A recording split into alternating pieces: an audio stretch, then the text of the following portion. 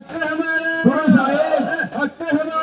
साहिब क्यों नहीं देते, गुरु साहिब क्यों नहीं देते, गुरु साहिब के दे दो, गुरु साहिब कीजी दे दो, गुरु साहिब कीजी दे दो, गुरु साहिब केजरीवाल जी दे दो, गुरु साहिब अपनी बहन जी दे दो, गुरु साहिब हम लेने आए, गुरु साहिब लेने आए, गुरु साहिब हम लेने आए, गुरु साहिब लेके रहेंगे, गुरु साहिब लेके रहेंगे, गुरु साहिब हक है हमारा, गुरु साहिब हक है हमारा, गुरु साहिब हक है हमारा, गुरु साहिब तो भाई मांगे, गुरु साहिब वाला भाई मांगे, गुरु साहिब वाला भाई मांगे, गुरु साहिब रत्ता भी मांगे, गुरु साहिब भी मांगे, गुरु साहिब ऊपर से दिल भी मांगे, गुरु साहिब दिल भी मांगे, गुरु साहिब हमको दे दो, गुरु साहिब हम लेने आए, गुरु साहिब हम लेने आए, गुरु साहिब हम लेके रहेंगे, गुरु साहिब करेंगे, गुरु साहिब हम लेके रहेंगे, गुरु साहिब हक हमारा, गुरु साहिब हक हमारा, गुरु साहिब हक हमारा,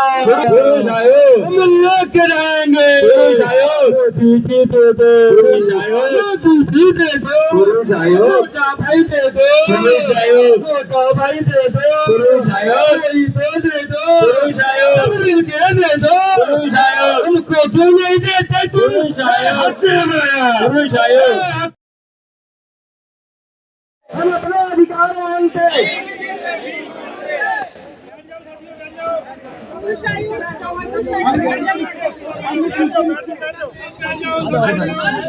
भैया कुछ लोग फ्रंट में बैठ भी जाइएगा, फ्रंट में बैठ जाइएगा, कुछ लोग छोटे वो ऊपर आ जाइए स्टेज पे, और जो बड़े वो नीचे आ जाइए, बैठ भी जाइएगा भैया, बैठना भी है यहाँ पर, बैठ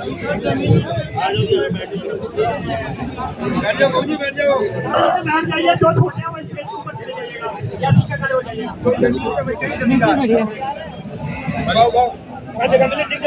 हिंदुस्तान के सरजमीन से पधारे हुए समस्त सम्माननीय पुरुषार्थी साथियों का हम हार्दिक अभिनंदन करते हैं, स्वागत करते हैं।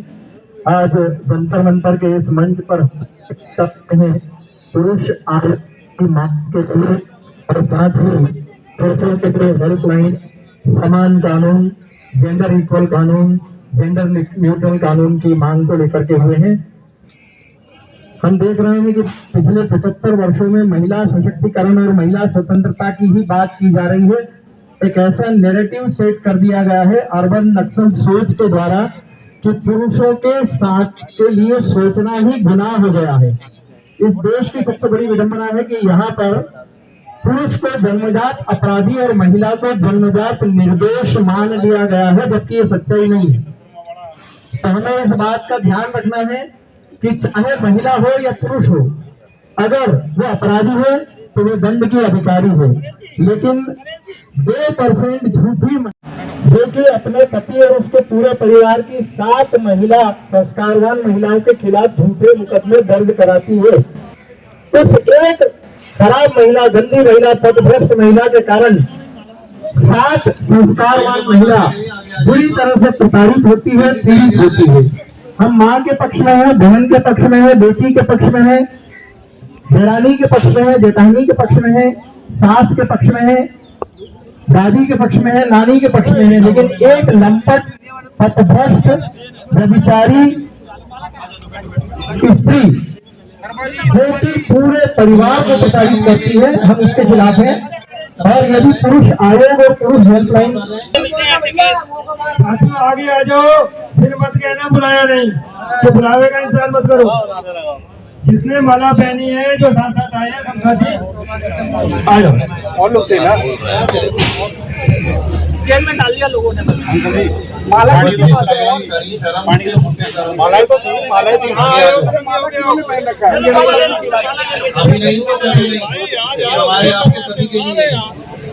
जुर्माना नहीं है जो नहीं आना चाहते वो आगे भाई हाँ अभी कहीं आया हूँ। माला है, प्लीज आप लोग यहाँ आए, और जिनको नहीं पहनना प्लीज यहाँ किसी के पास है।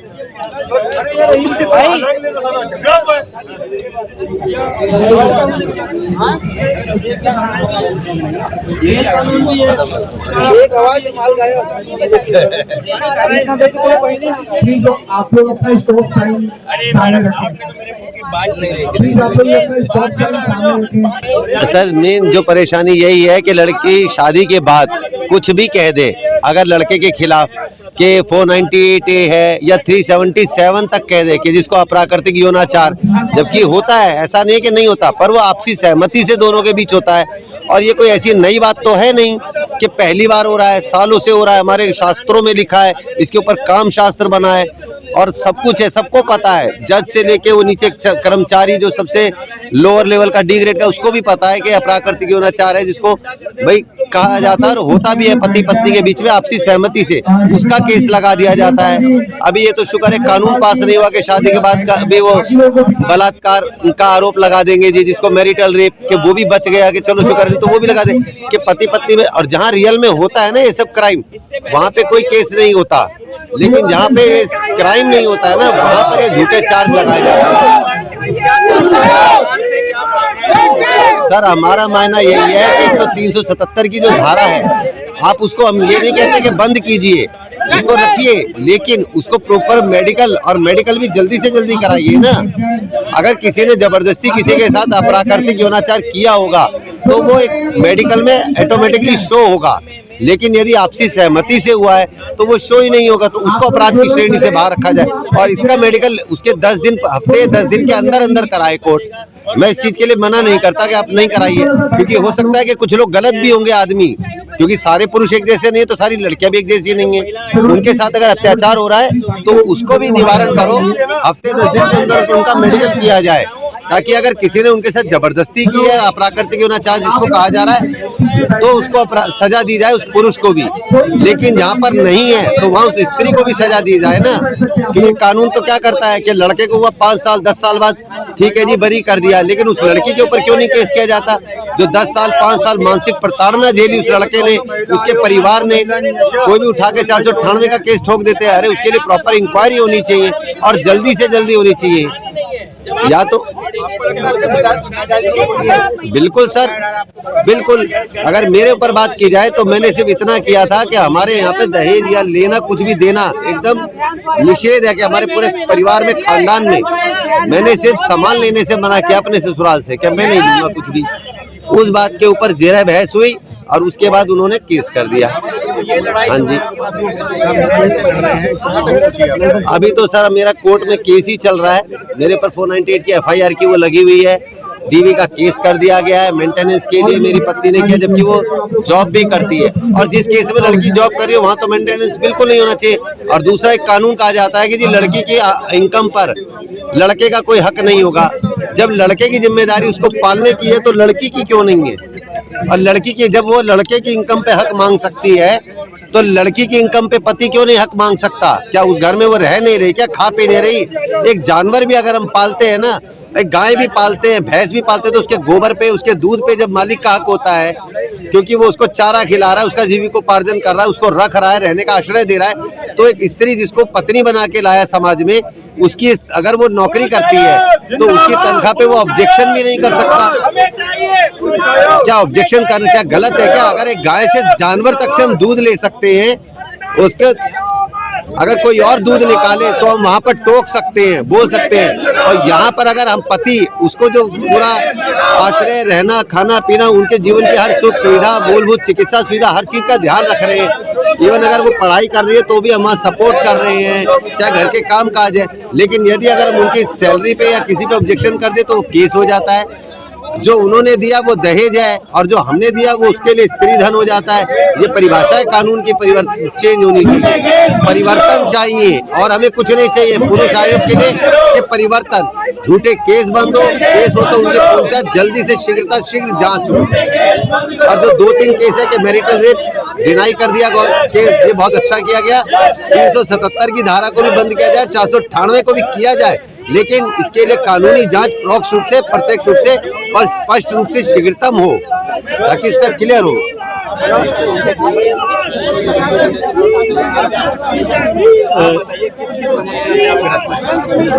एक्चुअली सर क्या है कि मैं 2019 में शादी हुई थी, एंड उसके बाद वाइफ यहाँ जब दिल्ली आई, उसके बाद वो ऑल द टाइम दिल्ली में ही रही है। लेकिन और दिल्ली में पूरे समय के दौरान उन्होंने मेरे ऊपर गाली गलौज, ये इल्ज़ाम कि मेरे एक्स्ट्रा मैरिटल अफेयर्स है, मेरे घर मेरे पापा मम्मी को गालियाँ देना, और दिल्ली में रहते हुए उन्होंने हाँ जो मेरे फ्रेंड सर्कल है वो उनको सबके बारे में गलत कहना होता है, तो उन्हें मन में शक है कि मेरा अपने फ्रेंड सर्कल में ही एक लड़की है उनसे अफेयर है। मैंने उनसे बहुत उनको समझाने की कोशिश कर ली, बट उनके मन में से ये बात हट नहीं हुई, जबकि उनके कहने पे मैंने उस पर्सन से कांटेक्ट भी बंद कर दिया, नंबर उनके बोलने पे ब्लॉक कर दिया सब कुछ। बट मैं कैरेक्टरलेस हूँ, मेरे मॉम डैड कैरेक्टरलेस है, ऐसा करके उन्होंने 4 साल तक कंटिन्यू रखा। और अब कैलकाटा जा करके मेरे घर वाले सब कैलकाटा रहते हैं, मेरे दादी, पापा, मम्मी, भाई और भाई की वाइफ, 6 लोगों के। शादी के कितने कौन सा इंसिडेंट? एलिगेशन तो दिल्ली आने के इमीडिएट बाद से ही उन्होंने कर दिया था, और गाली गलौज। मेरे पापा आए थे एक बार, मेरी वाइफ भाग गई थी, घर से भाग गई थी, तो मेरे पापा आए, मेरे वाइफ के भी पापा आए, सब दिल्ली आए। तो वो जब आई वापस घर मनाने पे, तो उन्होंने पहली दफ़ा उस समय, वो शादी के 6 महीने बाद होगी, मेरे पापा को गालियाँ देना शुरू कर दी थी। उसके बाद से पापा दिल्ली आए नहीं, और ये कभी कैलकाटा गई नहीं। लेकिन 498 कैलकाटा जा करके मेरे घर के 6 मेंबर पे लगा दिया है। हम लोग सब बेल पे है अभी बाहर। डाइवोर्स केस पे वो बोल रही कि मैं तुम्हें डाइवोर्स दूंगी नहीं, CAW सेल में कंप्लेंट कर दिया। मैं अभी अपने घर से भी बाहर हूँ, जो मेरा ही घर है वहाँ से बाहर रेंटेड पे रह रहा हूँ। मेरी वाइफ, मेरे father in law, mother in law मेरे घर में रह रहे हैं। सर ये चीज़ मैं चाहता हूँ कि वो इस बात को समझे कि जितना गलीबल, जितना एक अपराधी एक आदमी हो सकता है, उतनी अपराधी एक औरत भी हो सकती है। और ये चीज़ मैं पुलिस स्टेशन में जाता हूँ, गले से खून निकलता हुआ मैं पुलिस स्टेशन गया, और पुलिस वाले ने मेरी रिपोर्ट नहीं लिखी, ऊपर से मेरे से मतलब क्या बोलूँगा पैसे ले लिए, रिपोर्ट नहीं लिखी, और वाइफ को पुलिस स्टेशन बुला करके मेरे उसके सामने मुझे अपमानित किया। कहा कि तुम्हें क्या लगता है, तुम चौधरी बन के डाइवोर्स केस फाइल कर दिया तो तेरे चप्पल गिर जाएंगे, यहीं पर तू चप्पल गिरता हुआ दिखेगा मुझे, तूने बहुत बड़ी गलती कर दी है डाइवोर्स लेके, तो ये मत समझना चौधरी हो गया तू। तो पुलिस वाले इस तरीके से जब मतलब एक्नॉलेज भी नहीं करते कि ऐसा हो सकता है आदमी के साथ, तो फिर हम लोगों के लिए ना बहुत डे टू डे लाइफ बहुत मुश्किल हो जाती है। और इंडिविजुअल बाइक सरकार से ये चाहता हूँ कि ऐसे केसेस में बिल्कुल निष्पक्ष तरीके से देखें। मैं ये नहीं बोल रहा हूँ कि बिल्कुल वाइफ को ही पकड़ के गलत बोले या वाइफ हस्बैंड को ही, लेकिन इन्वेस्टिगेशन निष्पक्ष होनी चाहिए और पुलिस को इंस्ट्रक्शन हो कि निष्पक्ष ये इन्वेस्टिगेशन करने की। ये नहीं कि ये बैठे बैठे बोल दो कि अरे तेरी तू ही गलत होगा तभी बीवी मार रही है। योगी जी दे दो, केजरीवाल जी दे दो, अपनी बहन जी दे दो, हम लेने आए, हम लेने आए, लेके रहेंगे, लेके रहेंगे। हक है हमारा, हक है हमारा, हक है हमारा। सोया भाई मांगे, वाला भाई मांगे, वाला भाई मांगे, रत्ता भी मांगे, भी मांगे, ऊपर से दिल भी मांगे, दिल भी मांगे, हमको दे दो, हम लेने आए, हम लेने आए, हम लेके रहेंगे, हम लेके रहेंगे। हक हमारा, हक हमारा, हक हमारा, हम लेके रहेंगे। मोदी जी दे दो, मोदी जी दे दो, भाई दे दो, मोटा भाई दे दो, कोई तो दे दो, सब मिलके दे दो, हमको क्यों नहीं देते तुम? हक हमारा।